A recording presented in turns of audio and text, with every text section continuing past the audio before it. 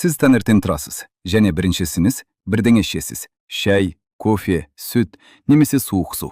Таңертең ішкен пайдалы деп ойлайсыз, бірақ дәл осы сәтте асқазаныңыз бос. Бос асқазан губка сияқты. Не берсеңіз бірден сіңіреді. Пайдалы нәрсе берсеңіз пайда, зиянды нәрсе берсеңіз тікелей қанға, тікелей бауырға, тікелей асқазан қабырғасына.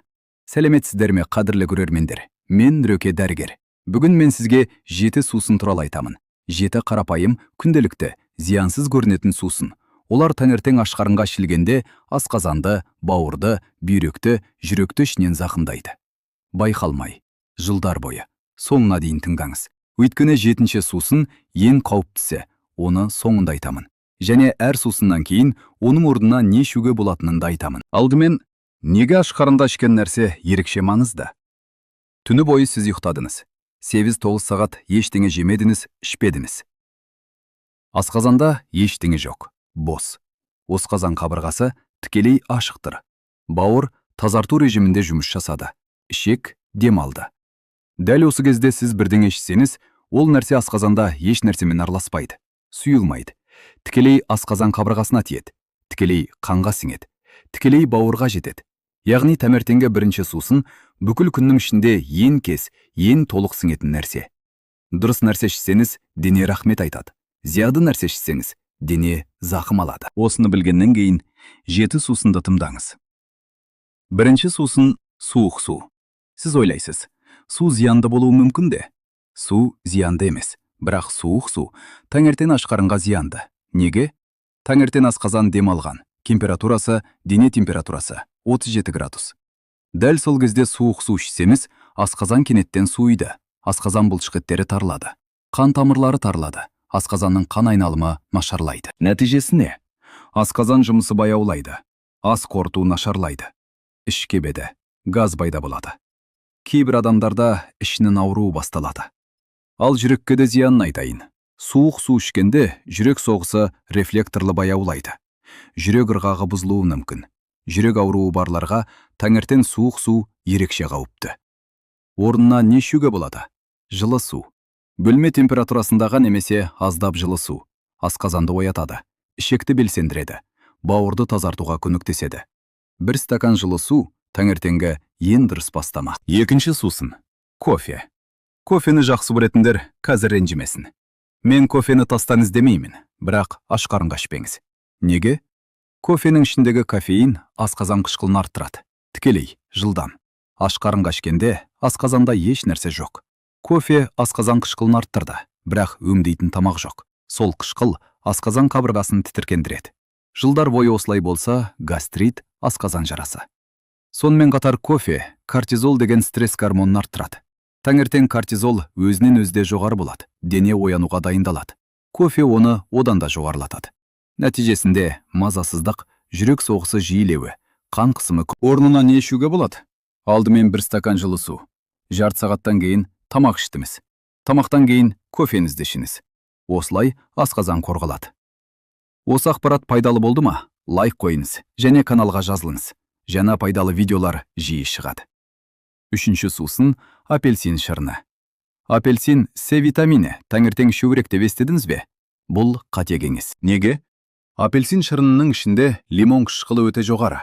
Аш қарынға ішкенде сол қышқыл асқазан қышқылымен қосылады. Асқазанда қышқыл деңгейі тым жоғарылайды. Асқазан қабырғасы зақымданады. Өмеш рефлюксі пайда болады. Таңертең аузыңызда ащы дәм осыдан. Ал қан қантына да зиянын айтайын. Апельсин шырынында клетчатка жоқ. Шырын сырылған кезде клетчатка кетеді. Қалған нәрсе тез қант. Аш қарынға ішкенде қан қанты бірден тез секіреді. Ұйқы безі дабылғаға бастайды. Орнына не ішуге болады? Апельсинді шырын ретінде емес, тұтас жеңіз, клетчаткасы бар. Қан қанты баяу көтеріледі. Немесе жылы лимон суы ішіңіз. 1 стакан жылы суға жарты лимон. Бұл асқазанды тітіргендірмейді, бауырды тазартады. Төртінші сусын. Сүт. Сүт пайдалы ғой дейсіз? Сүтте кальций бар, ақуыз бар, бірақ аш қарынға зиянды. Неге? Сүт ауыр тамақ. Оны өңдеу үшін асқазан көп жұмыс жасау керек. Аш қарынға ішкенде асқазан кенеттен ауыр жүктем алады. Ас қорыту ферменттері жылдан бөліне алмайды. Сүт асқазанда ұзақ тұрады, ашыды, іш кебеді, жүрек айнуы пайда болады. Сонымен қатар 60 жастан кейін лактаза ферменті азаяды. Сүттегі лактозаны өңдейтін фермент. Ашқарынға ішсеңіз, лактоза ішекке өңделмей барады. Газ, іш өту, іш ауруы пайда болады. Орнына не ішуге болады? Тамақтан кейін бір кесе жылы сүт, немесе айран. Ашқарынға да тамақтан кейін де жарайды. Айранның ішіндегі пробиотиктер ашқарынға пайда береді. Осы ақпаратты жаныңыздағы бір адамға жіберіңіз. Олар да білсін. 5-ші сусын. Газдалған су. Газдалған сусын. Газдалған су таза су ғой деп ойлайсыз? Жоқ. Газдалған су таза судан мүлде бөлек. Неге? Газдалған судың ішінде көмір қышқыл газы бар. Ашқарынға ішкенде сол газ асқазанда кеңейеді. Асқазан керіледі. Асқазан қышқылы жоғары өмешке итеріледі. Өмеш рефлюксі пайда болады. Таңертең оянысымен газдалған су ішкен адамдарда рефлюкс жиі болады. Ал тәтті газдалған сусын одан да зиянды. Ішінде 7-8 қасық қант. Ашқарынға ішкенде қан қанты кенеттен тез жоғары секіреді. Ұйқы безіне бір рет соқты. Күн сайын осылай болса, 5 жылда диабет. Орнына не ішуге болады? Таза жылы су. Немесе жылы сумен лимон. Немесе зімбір шайы. Жылы, хош иісті, асқазанды оятады. 6-шы сусын. Қою шай. Шай пайдалы. Шайда антиоксидант бар. Бірақ қою шай ашқарынға зиянды. Неге? Қою шайда таннин деген зат бар. Таннин ашқарынға тиген кезде асқазан қабырғасын тітіркендіреді. Жүрек айнуы пайда болады. Кейбіреулер таңертең шай ішкеннен кейін жүрек айнып, тамақ жей алмай жүреді. Себебі ашқарында ішкен қою шай. Сонымен қатар шайдың кофеині кофедегідей асқазан қышқылын арттырады. Гастрит барларға таңертең ашқарынға қою шай ішу жаранын нашарлатады. Кемірдің сіңуіне де зиянын айтайын. Шайдың тәнніне темірді байланыстырады. Кемір қанға сіңбейді. Анемиясы барлар таңертең ашқарында шай ішсе, кемір одан да жетіспейді. Шаршау күшейеді. Орнына не ішуге болады? Жылы су алдымен. Жарты сағаттан кейін тамақ іштіңіз. Тамақтан кейін жеңіл шай ішіңіз. Немесе жалбыз шайы, раушан гүлі шайы. Ашқарынға да жайлы, дәнді де. 7-ші сусын. Және ең қауіптісі. Мен айттым, 7-ші сусын ең қауіпті деп. Міне сол уақыт келді. 7-ші сусын. Алкоголь. Кейбіреулер таңертең бір ұртым деп ішеді. Қан айналымын жақсартады дейді, жылытады дейді. Бұл қате, өте қате, өте қауіпті. Алкогольдің ашқарынға тигізетін зияны бірнеше есе күшейеді. Неге? Ашқарынға алкоголь тез сіңеді, еш нәрсемен сұйылмайды. Асқазан қабырғасы тікелей зақымданады. Бауыр тікелей улы зат алады. Бірінші, асқазанға. Алкоголь асқазан қабырғасының қорғаныс қабатын жойды. Сол қорғаныс қабаты жойылса, асқазан қышқылы тікелей қабырғаны жеді, жара пайда болады. Тіпті бір рет ашқарында ішсе де зақым болады. Екінші, бауырға. Таңертең бауыр тазарту режимінде. Бүкіл түн бойы денедегі улы заттарды жинаған, тазаруға дайын. Дәл сол кезде алкоголь ішсеңіз, бауыр тазартуды тоқтатады. Алкогольді өңдеуге кіріседі. Денедегі улы заттар тазаланбай қалады, жинала береді.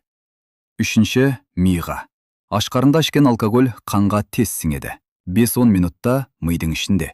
Таңертең ми ұйқыдан оянып, жұмысқа дайындалып жатыр. Дәл осы кезде алкоголь жасушаларды тікелей зақымдайды. Ашқарынға алкоголь ішу ешқашан ешқандай жағдайда дұрыс емес. Бұл дәрігерлер бір ауыздан айтады. Орнына не ішуге болады? Жылы сумен лимон, зімбір шайы, итмұрын шайы.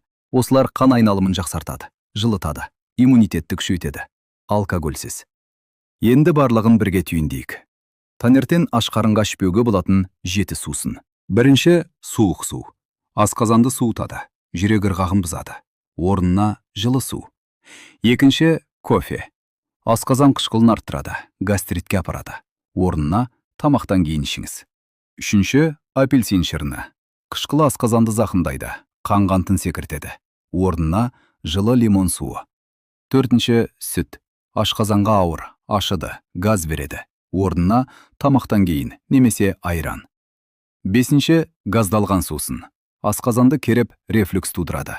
Орнына таза жылы су. Алтыншы, қою шай. Асқазанды тітіркендіреді, кемірді байланыстырады. Орнына тамақтан кейін жеңіл шай. Жетінші және ең қауіптісі алкоголь. Асқазанды, бауырды, миды тікелей зақымдайды.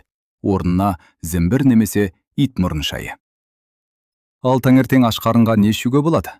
Бір стакан жылы таза су. Таңертеңгі ең жақсы бастама. Ішекті оятады, бауырды тазартады, қанды сұйылтады. Лимонды жылы су. 1 стакан жылы суға жарты лимон. Бауырды тазартады, иммунитетті күшейтеді, асқазанды дайындайды. Зімбір шайы. Жылы суға сатылған зімбір асқазанды оятады, қан айналымын жақсартады, жүрек айнуын тоқтатады. Итмұрын шайы. С витаминіне бай, асқазанға жайлы, иммунитетті күшейтеді. Осы төртінің бірін таңдаңыз. Күн сайын. Бір айда айырмашылықты өзіңіз сезесіз. Мен бүгін сізге осыны айтқым келді. Таңертеңгі бірінші сусын бүкіл күннің бастамасы. Дұрыс бастасаңыз, дене дұрыс жұмыс жасайды. Бауыр тазарады. Асқазан жайлы жұмыс жасайды. Қан қысымы тұрақтайды. Бүгіннен бастаңыз. Таңертең тұрысымен 1 стакан жылы су. Осы ғана. Бір айдан кейін өзіңіз айтасыз. Неге бұрын осылай жасамадым? Осы видеоға лайк қойыңыз, каналға жазылыңыз, және жаныңыздағы бір адамға жіберіңіз. Сіздің бір жіберуіміз бір адамның асқазанын, бауырын, жүрегін сақтауы мүмкін. Және төменге жазыңыз. Сіз таңертең не ішесіз? Кофе ме, шай ма, су ма? Денсаулық болсын, таңертеңіңіз жақсы болсын, ұзақ өмір сүріңіз.